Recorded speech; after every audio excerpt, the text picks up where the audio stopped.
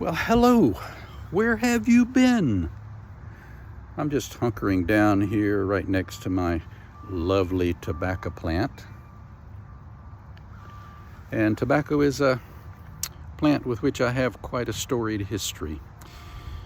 Pretty much every summer growing up in the South Georgia heat, you would find me coming home at the end of a day of working in the tobacco fields with an eighth to a quarter of an inch of tobacco tar, stuck to the hairs on my arms. And that was often the day after or even the day of the tobacco having been sprayed with copper arsenate.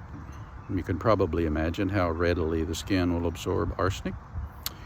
So yeah, lovely. And as a result of all of that, tobacco has gotten a really bad rap, primarily because not only was that the stuff we sprayed on it, but the tobacco industry in itself added a whole bunch of other toxic chemicals that enhanced the addictive nature of the nicotine or the tobacco product, and also enhanced its toxicity.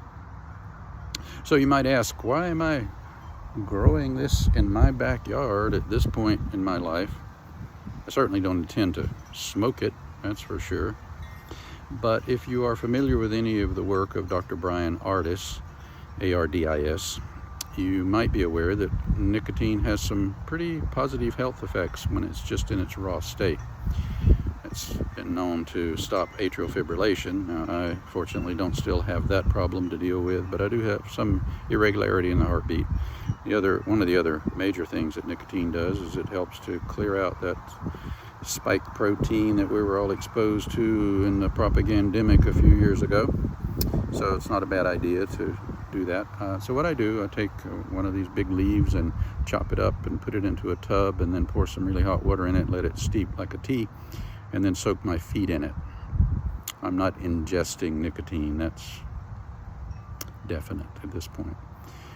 But I recommend taking a look at it if you're interested, if you feel like you might need some help with long COVID or anything of that nature.